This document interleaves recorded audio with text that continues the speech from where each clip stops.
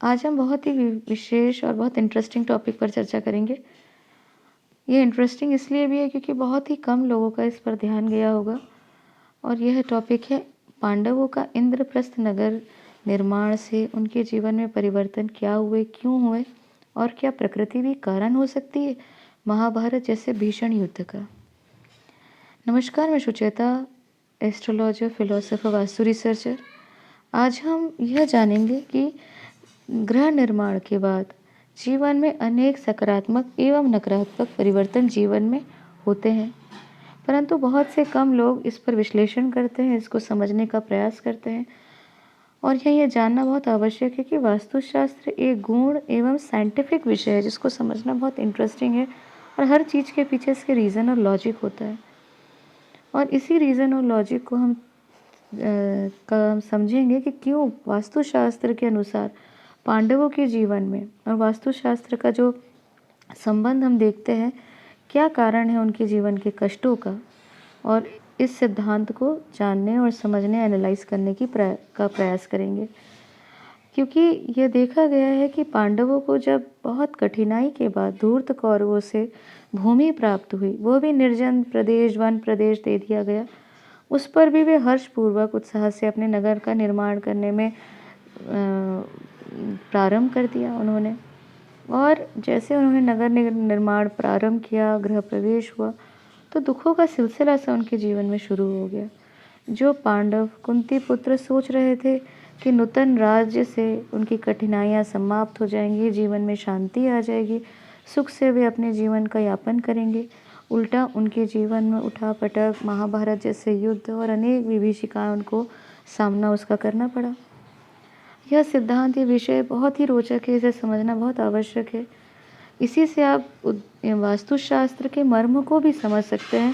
और इस वीडियो को अंत तक अवश्य देखिए क्योंकि हम इसमें डिटेल्स में एक एक पॉइंट को समझाने का प्रयास करेंगे।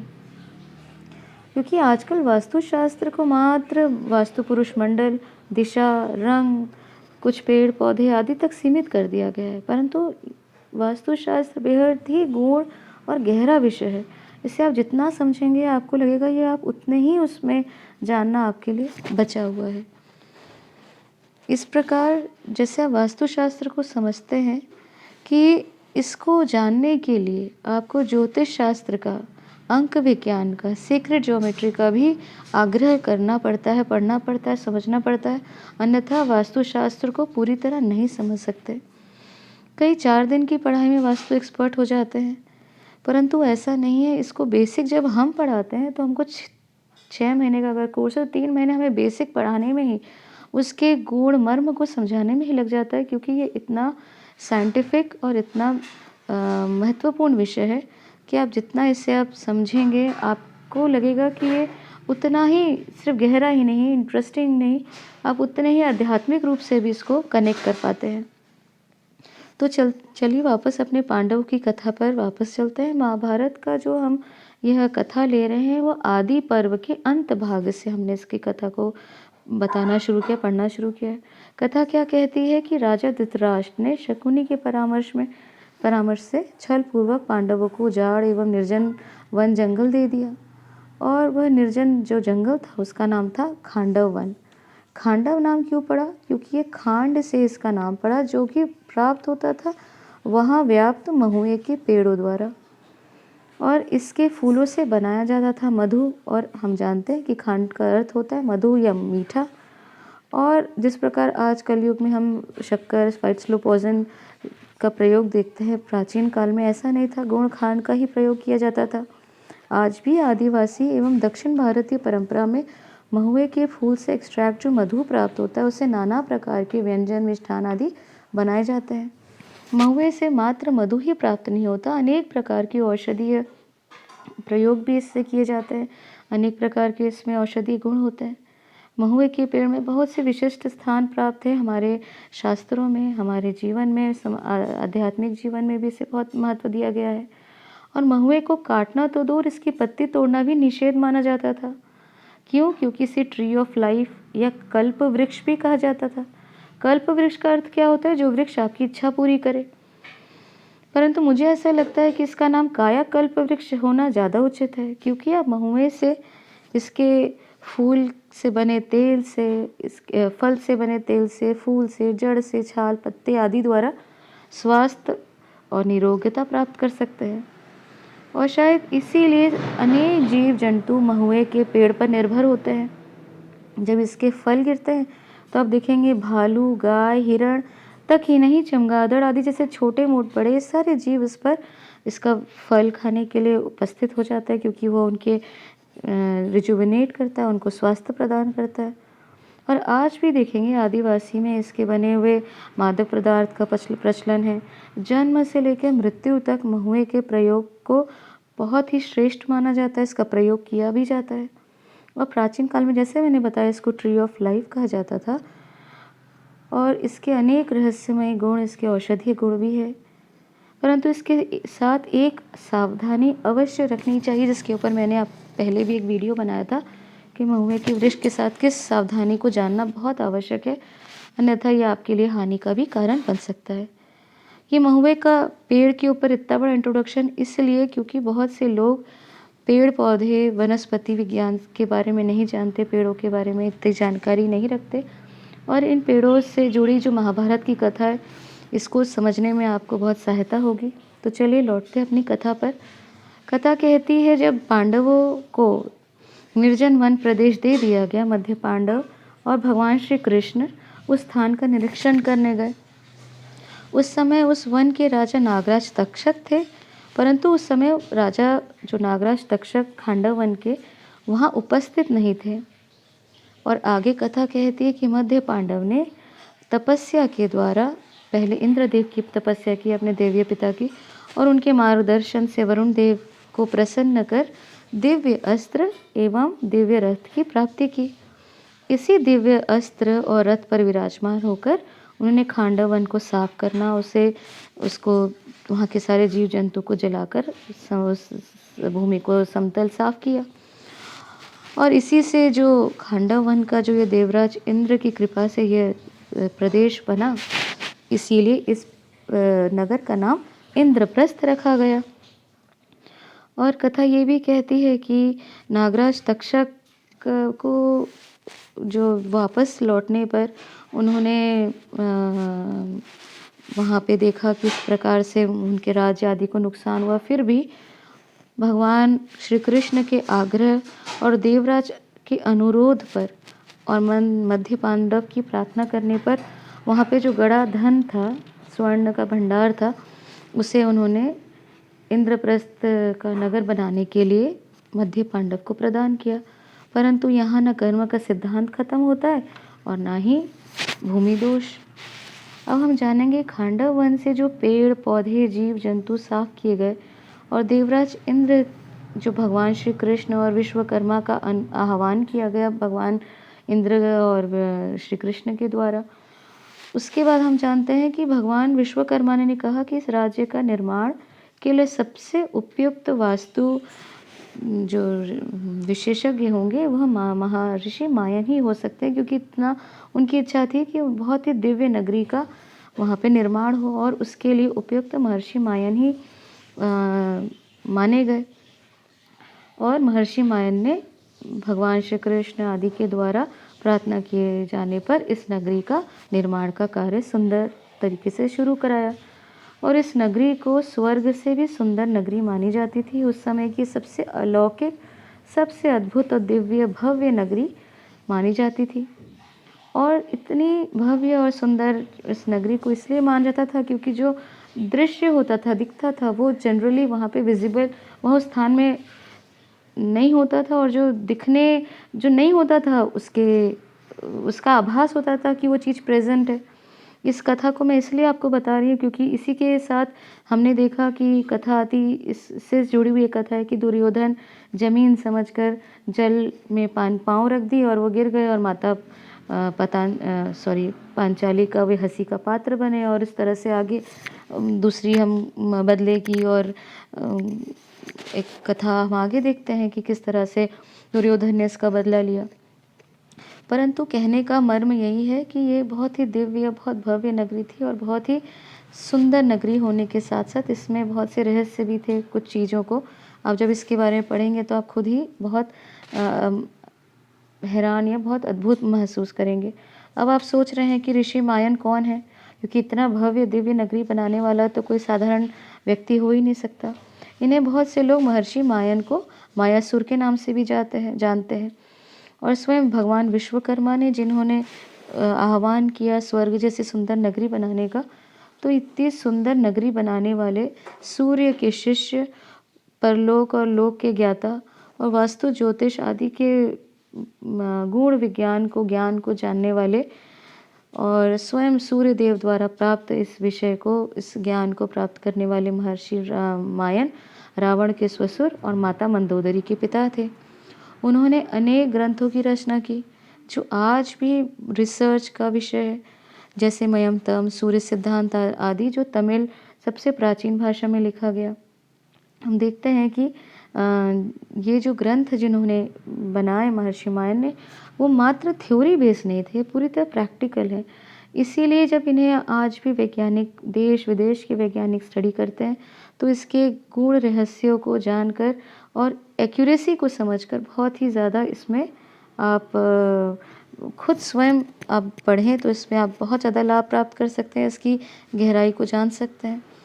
जैसे हम बात करें मयमतम, तो इसे पहले पोर्चुगीज़ फिर इंग्लिश फिर संस्कृत में से ट्रांसलेट किया गया और इसमें भी बहुत गहराई से कि वास्तु के निर्माण की विधि और हर एक चीज़ को उन्होंने समझाने का प्रयास किया है। वैसे ही सूर्य सिद्धांत अगर आप देखें तो सूर्य सिद्धांत तो बहुत ही प्रचलित एक साइंटिफिक रिसर्च बेस्ड एक ऐसा विषय है जिसमें देश विदेश के बहुत से वैज्ञानिक काम कर रहे हैं, क्योंकि इसमें इतनी एक्यूरेसी है। जैसे पृथ्वी का व्यास, आदि ग्रहों का व्यास, डिस्टेंस एक दूसरे ग्रहों के बीच में, हर एक चीज़ को बहुत ही एक्यूरेट तरीके से, जिसकी आज भी जैसे भारतीय वैज्ञानिक एक महान वैज्ञानिक है जिन्हें ना केवल भारत में अपितु विश्व में इनका बहुत विशेष स्थान है, जिनका नाम नीलेश ओक है। उस पर एक सॉफ्टवेयर तैयार किए हैं जिससे आप प्राचीन हर घटनाओं का सटीक समय इसमें आकलन कर सकते हैं। इस ग्रंथ को बहुत ही एक जो इसमें डाटा दिया गया है वो बहुत एक्यूरेट है और इसी की डिटेल में आप वास्तु जैसे अब ग्रंथ हैं इनको भी आप समझ सकते हैं। अगर आप सूर्य सिद्धांत पढ़ें नीलेश ओक जी के द्वारा तो आपको बहुत सी अद्भुत जानकारी प्राप्त होगी। तो इस तरह से उन्होंने महर्षि मायन ने इन विषयों के ऊपर ग्रंथ भी बनाए और इसके पर बहुत आज भी रिसर्च हो रही है। और महर्षि मायन को हनुमान जी के समानता दी गई है क्योंकि दोनों ही सूर्य के शिष्य हैं, महान ज्ञानी, और आज भी हनुमान जी की तरह महर्षि मायन को भी अजर अमर माना जाता है।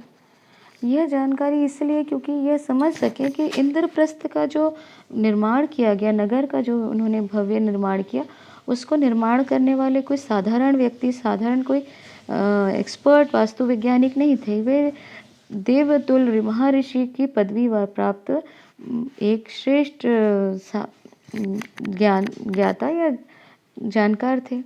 अब हम देखते हैं कि इंद्रप्रस्थ के निर्माण के तुरंत बाद ये जानकारी इसलिए भी आवश्यक है क्योंकि पांडवों को 12 वर्ष का वनवास हुआ, 1 वर्ष का अज्ञातवास का दंश झेलना पड़ा और अज्ञातवास के बाद आप देखेंगे कि 28 दिन का भीषण महाभारत का जो युद्ध प्रारंभ हो गया और इंद्रप्रस्थ की नगरी में ना पांडव सुख भोग सके ना उनके परिवार के जन, क्योंकि हम देखें कि युद्ध में भी पूरी जो पांडव की जो परिवार या उनके घर के सदस्य तक उस नगरी में नहीं थे, क्योंकि माँ पांचाली हो या माँ कुंती हो, वो युद्ध स्थल पर ही उपस्थित थे अपने परिवार के सहयोग के लिए।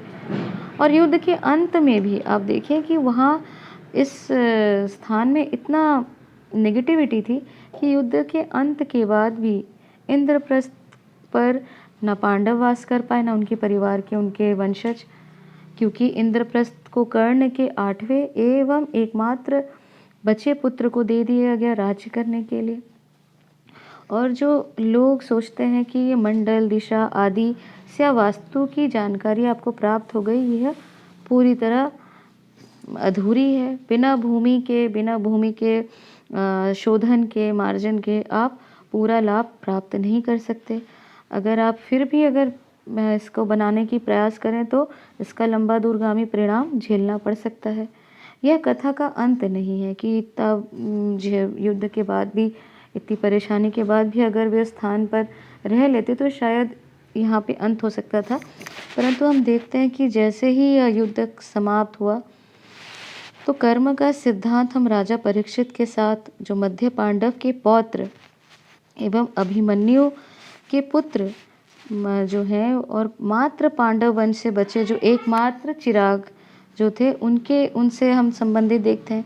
जैसे नागराज तक्षक नगर का नागराज जो तक्षक जो थे वे पार्थ के द्वारा उनके परिवार का नाश हुआ और उनके जीवन में अनेक कष्टों को उन्होंने अपने देखा, राज्य को भी उन्होंने खोया। इसी प्रकार राजा परीक्षित का भी हम जब देखते हैं अकाल मृत्यु का कारण नागराज तक्षक बनते हैं, और इसे कहना गलत नहीं होगा। राजा परीक्षित धार्मिक एवं विवेकी परोपकारी राजा ही नहीं, बल्कि उन्हें बहुत सी साधना के द्वारा बहुत गुण ज्ञान की प्राप्ति थी। इन्होंने ही कलयुग को स्वर्ण कनक में रहने की आज्ञा दी थी। इसी कारण राजा जो परीक्षित की जो कथा कहती है कि स्वर्ण के उनके मुकुट पे कलयुग का प्रवेश हो गया, और इसी के कारण उनकी बुद्धि भ्रमित हो गई और उन्होंने ऋषि श्रमिक के गले में मरे हुए सर्प को डाल दिया, जो साधना में विलीन थे और अनजाने थे कि किस प्रकार उनके गले में मरे हुए सर्प को डाल दिया गया। परंतु जैसे ही उनके पुत्र ऋषि श्रृंगी वहाँ देखे कि उनके पिता के गले में मरे हुए सर्प को राजा परीक्षित ने डाला है, इतना घृणित कार्य किया है, तो उन्होंने तुरंत उन्हें श्राप दिया कि वे अकाल मृत्यु नागराज तक्षक के द्वारा उन्हें प्राप्त हो। और वास्तु जो है यह कर्म के सिद्धांत को शायद वे जानते होंगे, इसके गहराई को समझते होंगे, क्योंकि उनकी राजा परीक्षित के कर्म को भोग नागराज तक्षक के द्वारा ही लिखा हुआ है। क्योंकि कर्म के सिद्धांत के साथ अगर आप वास्तु जोड़ेंगे तभी इन गुण विद्याओं को, गुण विषयों को समझ पाएंगे। इससे आपको क्या शिक्षा मिलती है? जितनी कथा मैंने आपको बताई, सबसे पहले तो शिक्षा ये कहती है कि जैसे ही आप प्रकृति आपको जीने का अवसर देती है, मौका देती है, वैसे भी आप भी अन्य जीव जंतुओं को जीने दें। लोभवश, लालचवश या अपने स्वार्थ ही वश आप प्रकृति को हानि मत पहुंचाइए। अगर भूमि दोष या भूमि से कुछ स्थान दोष है तो उसका मार्जन अवश्य करना चाहिए, नहीं तो कोई हानि आपको जीवन में उठानी पड़ सकती है। दूसरा सबसे इम्पोर्टेंट बात है कि पेड़ पौधे और जीव जंतु जो पेड़ पौधों में वास करते हैं उनको अगर आप हानि पहुंचाएंगे, और पेड़ पौधों में जो अनेक शक्तियां व्याप्त रहती हैं उसे अगर आप कष्ट देंगे तो इसका आगे दूरगामी प्रभाव हो सकता है। इससे हमें बचने की आवश्यकता है। और अगर मान लीजिए आवश्यक है, पेड़ काटना ही है, अगर आपका कोई प्लॉट है उस समय आपको उस दोष को उठाना ही पड़े, तो अवश्य किसी सनातनी वैदिक ज्ञानी से इसका परामर्श करके, क्योंकि ऐसा यहाँ हमारे पास जैसे हम बताते हैं कि ये दोष है, वास्तु में दोष है होता है, या ज्योतिष में कोई ग्रह दोष होता है, तो उसके लिए कोई ना कोई उपाय अवश्य मौजूद होता है, उपस्थित होता है, जो आपको इन कष्टों से बचा सकता है। तो इन उपायों को अवश्य करें। और कर्म, जैसे अगर मैंने बताया कि कर्म दोष अगर लगता है तो उससे तो पहले बचाव किया जाए। अगर लग ही जाए तो ना शनिदेव के तेल चढ़ाने पर, ना भगवान जैसे श्री कृष्ण स्वयं उपस्थित थे। यहाँ तक कि जब इंद्रप्रस्थ के जब भूमि पूजन में या गृह प्रवेश या यज्ञ आदि में स्वयं राजा श्री कृष्ण उपस्थित होकर सारी चीज़ें करवाए।